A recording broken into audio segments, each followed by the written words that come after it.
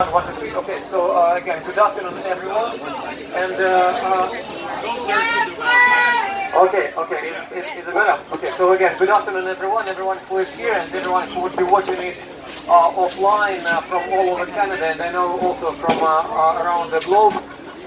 Indeed, I'm providing here a very different perspective on the thing. So I have to first say that I'm not, I don't want to be associated with this group or the other group, this party or the other party, with this religious belief or other religious belief. So it's very, very, very important. I think it's very important for all of us really to appreciate the fact that we should not just say that because we are such and such, we should be doing such and such. Like Christians, Muslims, Buddhists, really it's not about this. I think it's very important to understand. We are Canadians! That's right.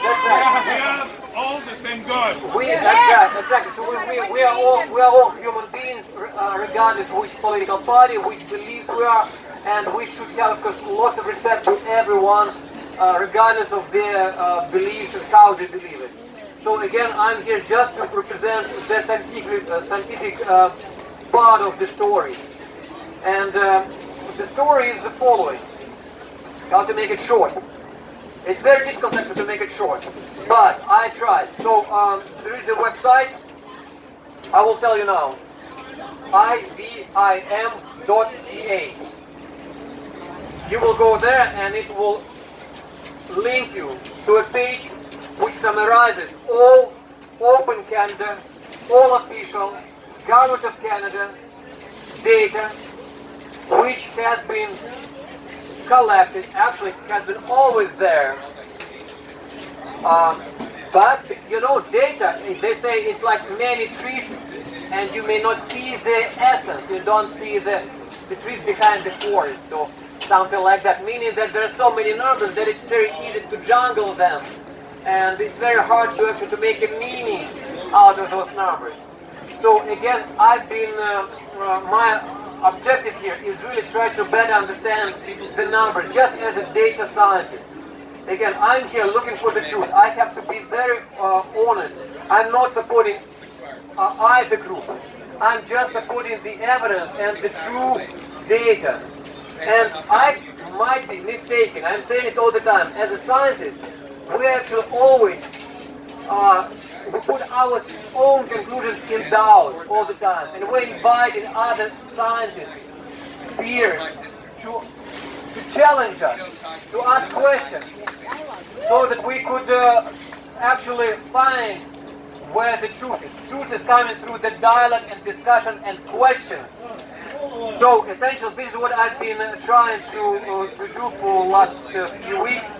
Once I started getting questions, I wanted to have the answers from some of my colleagues in the Government of Canada. Now the challenge is that all Government of Canada people are bound by the code of ethics, or we have the rule of conduct. And the rule of conduct actually, it's very hard to say anything which could be seen as going against your government. Right? Otherwise you would be essentially facing suspension or you will be fired.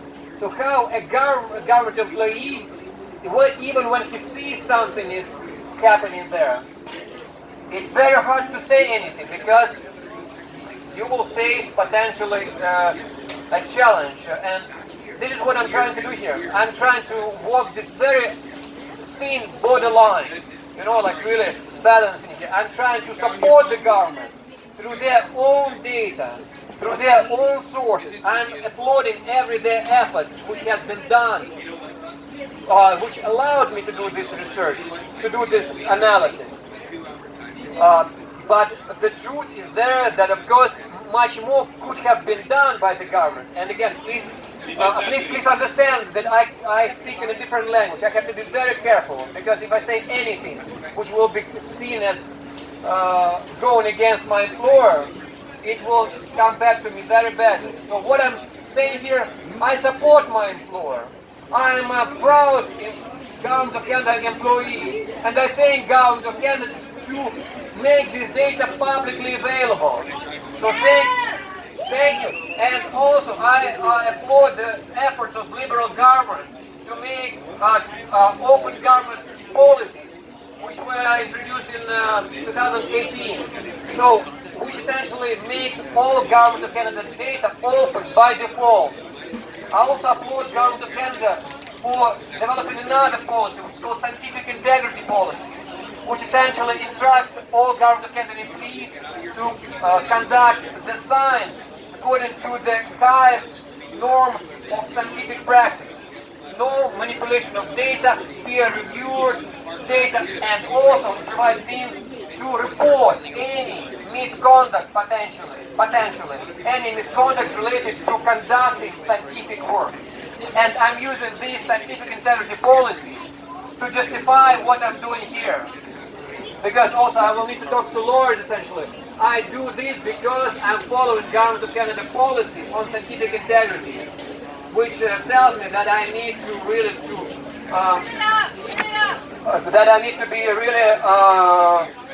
we, all of us, have opportunity to essentially to make sure that the government follows its own policy, again, on open government and scientific integrity. Now, that was introduction. Look, that was the conclusion, I think. So I gave you a four character website. It's much better for characters than the one which I've seen in downtown. 5 more minutes. Excellent. So the conclusion is that the data which has been collected by the Government of Canada related to death statistics after May specifically, and May is the month when the vaccination has been extended to general public, and when the rate of vaccination has started to go up from 3% to 75%.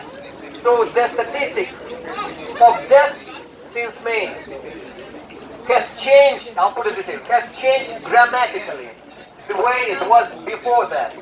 And they do have a web page which puts statistics on what is called cases by vaccination status.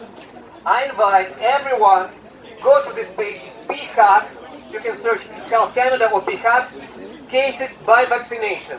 It's in epidemiology daily update.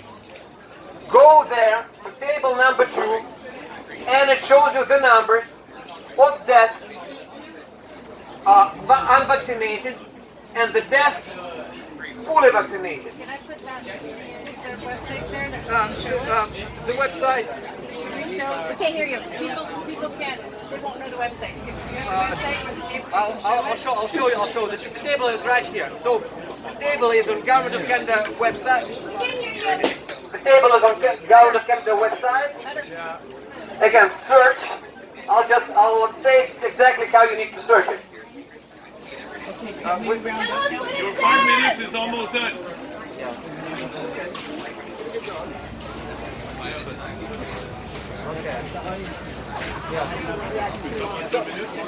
So again, it's cases following vaccination, and it will show you statistics.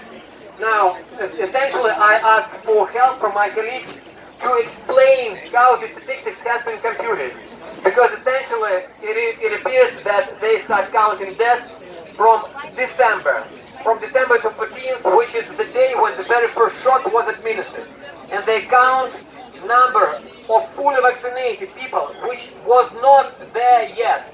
We got the first fully vaccinated person later. It's So, over. Again, we are inviting comments, we're inviting feedback, we invite them challenging all the conclusions we're making.